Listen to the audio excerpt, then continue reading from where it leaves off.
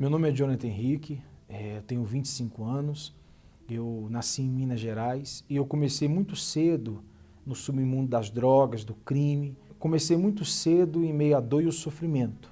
Um dos motivos pelo qual eu era revoltado era justamente por conta disso, porque às vezes o meu pai, por exemplo, ele deixava de pagar ou comprar algo essencial, né, para a família para poder usufruir o vício. Então, dentro de casa era um inferno, né? Eu até falava bastante isso, que era melhor estar na rua do que dentro de casa, aonde ali eu fui convidado a usar droga, né? Da maconha eu passei para o cigarro, fiquei uns 2 anos viciado na maconha e no cigarro, fumava tanta maconha que a maconha não fazia mais efeito.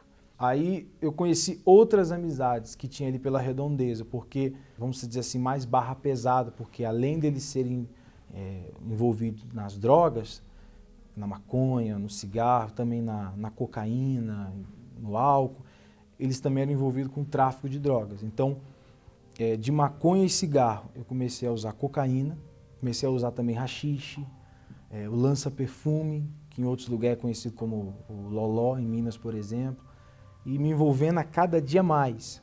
Foi quando então, também por influência, falaram, olha, vai vender droga, porque ao mesmo tempo que você consegue ter dinheiro, você consegue se sustentar.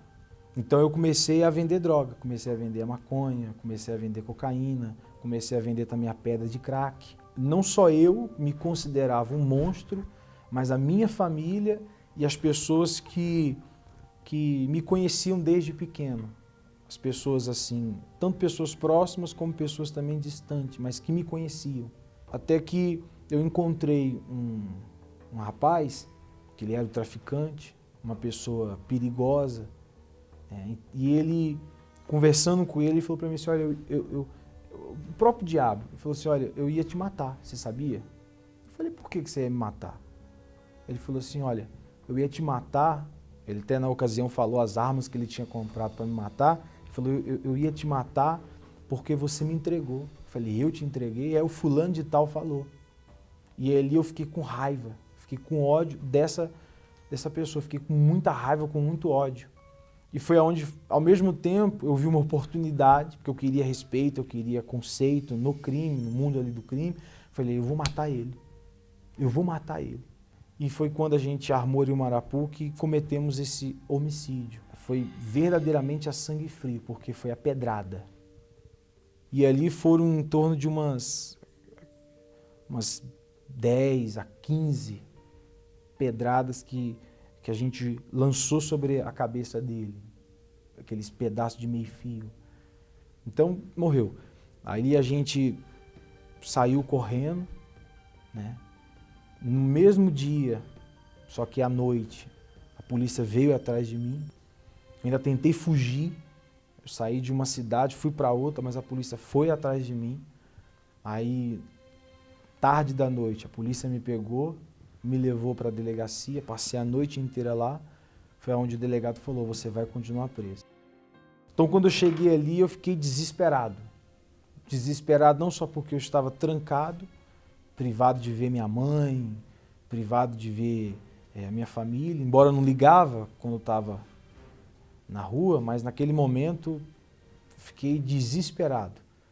Quando deu 7 dias, veio a primeira visita.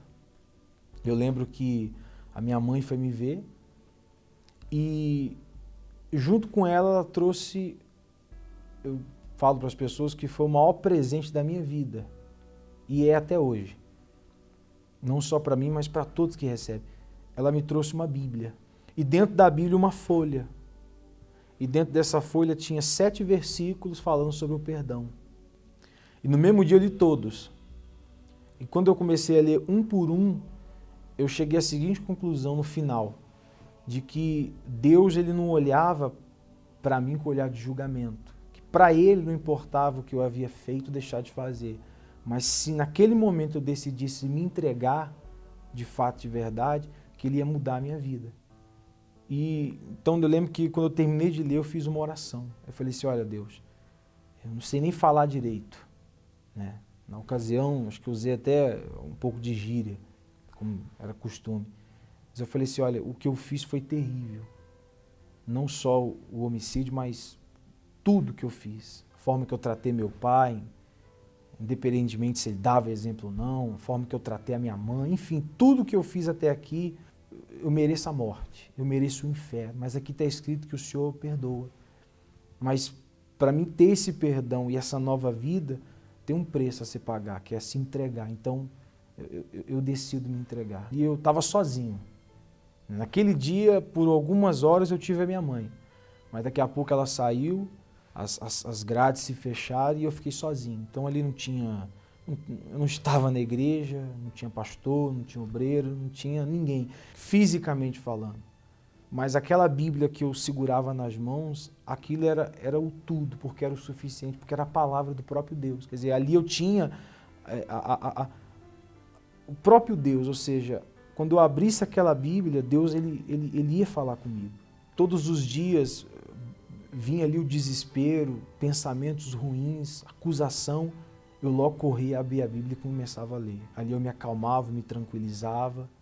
E eu me lembro que aconteceu uma situação inusitada, que na ocasião, hoje eu vejo que foi o próprio Deus, porque lá na cela o pessoal estava aprontando muito, então os agentes que ali estavam, eles falaram assim, ó, só porque vocês estão aprontando, vocês não vão ter o banho de sol hoje não, vocês vão ficar trancados dentro da cela. E para piorar, eu vou colocar uma televisão aqui e eu vou colocar uma reunião da igreja para vocês assistirem. E aquela reunião foi a reunião do Bispo Macedo lá no Rio de Janeiro. Eu me lembro que foi uma TV de tubo, aquelas antigas, ele colocou bem na cela, quer dizer, a intenção dos guardas, em especial o responsável daquele turno era, né, eu vou punir eles, não deixando sair para o banho de sol e colocando aqui uma reunião da igreja. Mas foi a melhor coisa que ele fez, porque quando eu assisti aquela reunião, durou em torno de 1h30, e ali o bispo falou sobre duas coisas, que era o que, desde quando eu tinha recebido a Bíblia, a palavra de Deus, é o que eu estava lendo. O bispo primeiro falou sobre o perdão, e o bispo falou sobre a entrega. E foi ali que eu entendi realmente o que era a entrega. Foi quando então eu lembro que eu olhei para o alto e ali eu comecei a falar com Deus. Eu comecei a falar com Deus, eu comecei a chorar, igual criança. E eu lembro que eu até falei para Deus, não me tira daqui não. Me deixa aqui o tempo que tiver que me deixar. Tanto para mim pagar pelo que eu fiz, como para mim poder aprender a dar valor ao Senhor. Eu pedi isso para Deus. E depois que veio essa tristeza, que eu senti nojo de mim mesmo, eu me lembro que eu levantei a minha cabeça e veio uma alegria, mas uma alegria imensa, uma alegria extraordinária. E ali eu parei de chorar. Eu parei de chorar e eu comecei a rir. E uma felicidade muito grande. Eu me lembro que os outros jovens que estavam ali na sala falaram, você está ficando louco? Como é que você pode rir num lugar desse? Como é que você pode rir numa situação dessa? E eu lembro que eu virei para eles e falei assim, olha, porque a partir de hoje a minha vida ela mudou. Nesse dia, tudo mudou, principalmente dentro de mim, porque nesse dia eu conheci a Deus, nesse dia eu recebi o Espírito Santo. Mesmo sem estar numa igreja, participando de uma reunião, nem batizado nas águas eu tinha me batizado. O Espírito Santo ele veio sobre mim. Por quê? Porque a minha entrega foi verdadeira. A minha entrega foi verdadeira. Eu entendi, embora pouco, mas eu entendi que se eu fosse realmente sincero, não só na minha oração, nas minhas palavras, mas na minha entrega, se eu realmente decidisse abrir mão de tudo, sem me preocupar com o que Deus ia fazer ou quando ia fazer, então tudo ia mudar. E foi o que eu fiz, eu me entreguei, de corpo, alma e espírito. E não foi emoção, porque dali em diante eu vi os frutos. Eu vi os frutos. Dali em diante eu não falava mais palavrão, eu não tinha mais pensamentos vingativos, maldosos. Eu não tinha mais angústia, tristeza. É até engraçado, porque o pior lugar para mim se tornou o melhor lugar. Depois de 40 e poucos dias, eu tive a primeira audiência. Então eu saí de lá, fui diante do juiz. E ali eu expliquei tudo que eu fiz. Eu confessei. Eu tive a oportunidade também de pedir desculpa para a família do rapaz que morreu. E eu lembro que eu saí pela porta da frente ali do fórum. Eu saí, aí eu falei para minha mãe, falei, mãe, eu preciso ir na igreja, eu preciso agradecer a Deus. E eu preciso honrar aquilo que eu falei lá dentro. Eu preciso ir até o fim. Então Deus foi abençoando. Então ali, Deus ele abriu as portas. Deus abriu as portas e eu comecei a trabalhar. Ao longo do tempo eu conheci a minha esposa, que também é uma mulher de Deus. Quer dizer, Deus me abençoou como auxiliadora. Hoje eu tenho uma família abençoada. E diante de tudo isso que Deus fez, eu queria agradecer. Eu queria aqui agradecer a todos vocês que, direto ou indiretamente, você tem nos ajudado nesse trabalho. Você que, através das suas ofertas, você tem dado condições para que igrejas sejam abertas dentro do presídio. Você tem dado condições para que o material evangelístico chegue até lá. Por exemplo, você vê, a minha vida começou a mudar quando eu recebi uma Bíblia.